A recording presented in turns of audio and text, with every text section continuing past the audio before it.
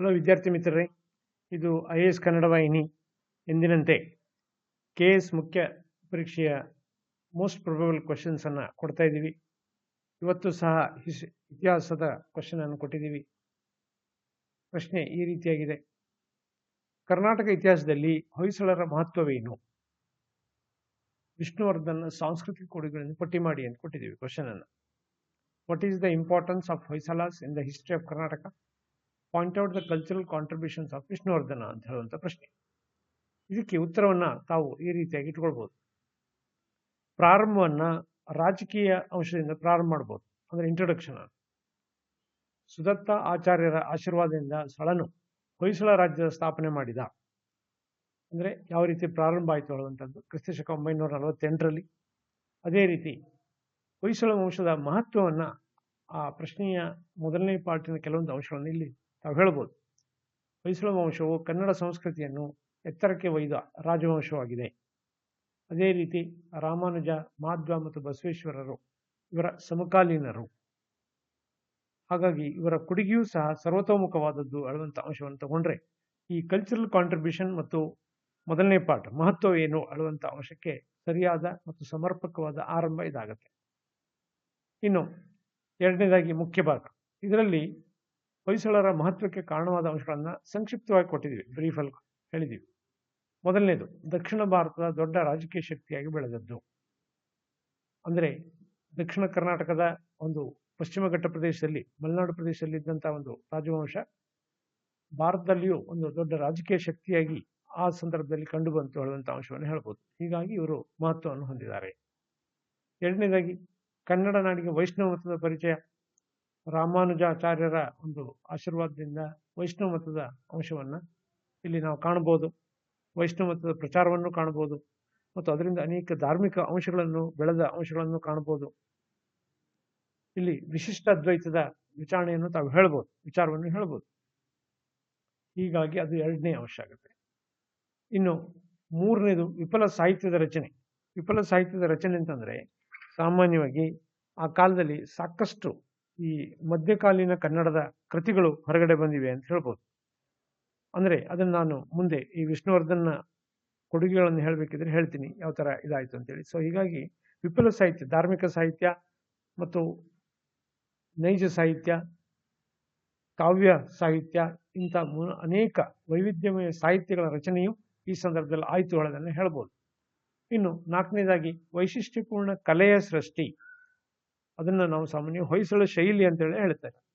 ಈ ಹಳೆಬೀಡು ಮತ್ತು ದ್ವಾರ ಸಮುದ್ರಗಳಲ್ಲಿ, ಬೇಲೂರು ಹಳೆಬೀಡುಗಳಲ್ಲಿ ಕಂಡುಬರುವಂಥ ಈ ಅಂಶ ನಾವು ಅದನ್ನು ಹೇಳ್ಬೋದು. ಏನಂತೇಳಿ, ಆ ಒಂದು ಅವರ ನಿರ್ಮಿಸಿದಂಥ ದೇವಾಲಯಗಳ ಇರ್ಬೋದು ಅಥವಾ ಇನ್ನಿತರ ಕಲಾಕೃತಿಗಳೇ ಇರ್ಬೋದು, ತುಂಬ ವೈಶಿಷ್ಟ್ಯಪೂರ್ಣವಾಗಿದೆ ಹೇಳುವಂಥ ಅಂಶ. ಇನ್ನು ವಿಷ್ಣುವರ್ಧನ ಸಾಂಸ್ಕೃತಿಕ ಕೊಡುಗೆಗಳನ್ನು ಪಟ್ಟಿ ಮಾಡುವಾಗ ಕಲೆ ಮತ್ತು ವಾಸ್ತುಶಿಲ್ಪವನ್ನು ತಾವು ಹೇಳಲೇಬೇಕಾಗತ್ತೆ. ಅದೆಲ್ಲರೂ ತಮಗೆಲ್ಲ ಗೊತ್ತಿದೆ ಮತ್ತು ಅದನ್ನು ಪುನಃ ಒಂದ್ಸಲ ನಾನು ಹೇಳ್ತೀನಿ. ಈ ರೀತಿಯಾಗಿ ವಿನೂತನ ವಾಸ್ತುಶೈಲಿಯಾದ ಹೊಯ್ಸಳ ಕಲೆಯ ಆರಂಭ ಅಂದರೆ ಏನು, ದ್ವಿಕೂಟ, ತ್ರಿಕೂಟ, ಹೀಗೆ ಅನೇಕ ದೇವಾಲಯಗಳು ಆ ಒಂದು ಹರವಿನಲ್ಲಿ ಅಥವಾ ಒಂದು ಪ್ಲಾಟ್ಫಾರ್ಮ್ ಮೇಲೆ ಇರುವಂತಹ ದೇವಾಲಯಗಳ ರಚನೆ ಮತ್ತು ಸುಂದರವಾದ ಬಳಪದ ಕಲ್ಲಿನಲ್ಲಿ ನಿರ್ಮಿಸಿದಂಥ ಸುಂದರ ಕಲಾಕೃತಿಯ ದೇವಾಲಯಗಳ ನಿರ್ಮಾಣವನ್ನು ತಾವು ಹೇಳ್ಬೋದು. ಅದು ಭಾರತದಲ್ಲೇ ಅತ್ಯಂತ ವೈಶಿಷ್ಟ್ಯಪೂರ್ಣವಾದದ್ದು ಹೇಳೋದನ್ನು ಹೇಳ್ಬೋದು. ಅದು ನಾವು ಅಂತಹ ದೇವಾಲಯಗಳು ಕಂಡುಬರುವಂತಹ ಸ್ಥಳಗಳು ಬೇಲೂರು ಮತ್ತು ಹಳೆಬೀಡುಗಳು. ತಮಗೆ ಗೊತ್ತಿದೆ, ಅದನ್ನ ಸಾಕಷ್ಟು ಉಲ್ಲೇಖ ಮಾಡ್ಬೋದು ಮತ್ತು ಸಾಕಷ್ಟು ವಿಷಯನೂ ಸಿಗುತ್ತೆ ತಮಗೆ ಉತ್ತರ ಬರೀಲಿಕ್ಕೆ. ಇನ್ನು ಎರಡನೇದಾಗಿ, ವಿಷ್ಣುವರ್ಧನ ಪಟ್ಟದ ರಾಣಿ ಶಾಂತಲೆ ಸಂಗೀತ ಮತ್ತು ನೃತ್ಯಗಳಲ್ಲಿ ಪ್ರವೀಣೆಯಾಗಿದ್ದರು. ಹೀಗಾಗಿ ಆ ದೇವಾಲಯಗಳ ಗೋಡೆಗಳ ಮೇಲೆ ಸಾಕಷ್ಟು ಈ ನೃತ್ಯದ ಒಂದು ಅಂಶಗಳು ಕಂಡು ಬಂದಿವೆ. ಸೊ ಅದನ್ನು ತಾವು ಬರೀಬಹುದು, ಉಲ್ಲೇಖ ಮಾಡಬಹುದು.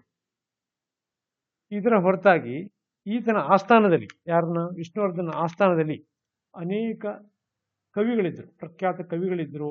ರಾಜಾದಿತ್ಯನ ಕ್ಷೇತ್ರ ಗಣಿತ, ವ್ಯವಹಾರ ಗಣಿತ ಮತ್ತು ಲೀಲಾವತಿ ಮುಂತಾದ ಕೃತಿಗಳನ್ನ ರಚನೆ ಮಾಡಿದ್ದಾನೆ, ಅದನ್ನು ತಾವು ಹೇಳ್ಬೋದು.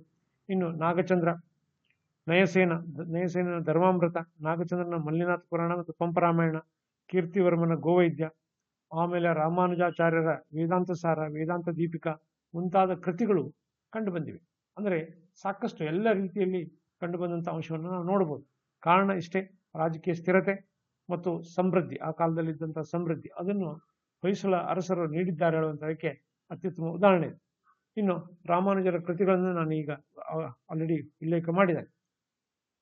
ಸೊ ಇಷ್ಟು ಅಂಶಗಳನ್ನು ತಾವು ಈ ಪಾಯಿಂಟ್ಗಳ ಲೆಕ್ಕದಲ್ಲಿ ಇಷ್ಟನ್ನು ಬರ್ಕೊಂಡ್ರೆ ಸಾಕಾಗುತ್ತೆ. ಆದರೆ ಇತಿಹಾಸದ ಪ್ರಶ್ನೆಗಳನ್ನು ತಾವು ಅಟೆಂಪ್ಟ್ ಮಾಡುವಾಗ ಸ್ವಲ್ಪ ವಿಶೇಷ ಇದು ಏನು ಎಚ್ಚರಿಕೆಯನ್ನು ವಹಿಸಬೇಕು. ಸಾಧಾರಣವಾದ ಉತ್ತರವನ್ನು ಬರೆದ್ರೆ ಮಾರ್ಕ್ಸು ಬರಲಿಕ್ಕಿಲ್ಲ, ಅಂಕಗಳು ಕಡಿಮೆ ಆಗ್ಬೋದು. ಸ್ವಲ್ಪ ಸಾಹಿತ್ಯಿಕವಾಗಿ, ಅದರಲ್ಲೂ ಮುಖ್ಯವಾಗಿ ಕೆಲವೊಂದು ಶಬ್ದಗಳನ್ನು ಬಳಸಿ ಬರೆಯೋದು ಉತ್ತಮ. ಅದೇ ರೀತಿ ಒಂದು ರೀತಿಯ ಗಂಭೀರ ಬರವಣಿಗೆ ಇದ್ದರೆ ಭಾರಿ ಒಳ್ಳೆಯದು, ಯಾವುದಕ್ಕೆ, ಆರಂಭಕ್ಕಾಗಲಿ ಅಂತ್ಯಕ್ಕಾಗಲಿ. ಅಂದರೆ ನೋಡಿದ ಕೂಡ ಅಟ್ರಾಕ್ಷನ್ ಆಗಬೇಕು, ಆ ರೀತಿಯ ಒಂದು ಬರವಣಿಗೆ ಇದ್ದರೆ ತುಂಬ ಒಳ್ಳೆಯದಂತ ಹೇಳ್ತೀವಿ. ಆದರೆ ಪದದ ಲಿಮಿಟನ್ನು ದಯವಿಟ್ಟು ದಾಟಬಾರದು ಅನ್ನುವಂಥ ಅಂಶವನ್ನು ಇಲ್ಲಿ ನಾನು ಮತ್ತೊಮ್ಮೆ ಹೇಳ್ತೀನಿ. ನೆಕ್ಸ್ಟ್ ಉಪಸಂಹಾರ. ರಾಷ್ಟ್ರೀಯ ಮಟ್ಟದಲ್ಲಿ ಇವರ ಖ್ಯಾತಿ ಗೌಣ ಎನಿಸಿದರು. ಅಂದರೆ ನಾವು ರಾಷ್ಟ್ರೀಯ ಇತಿಹಾಸವನ್ನು ಓದಿದಾಗ ಹೊಯ್ಸಳರಿಗೆ ಸಿಗಬೇಕಾದಂಥ ಒಂದು ಸ್ಥಾನ ಸಿಕ್ಕಿರ್ಲಿಕ್ಕಿಲ್ಲ. ಕಾರಣ, ದೇಶದ ಅನೇಕ ಭಾಗಗಳಲ್ಲಿ ಅನೇಕ ಅರಸರು, ದೊಡ್ಡ ವಂಶಗಳು ಆಗಿ ಹೋಗಿವೆ.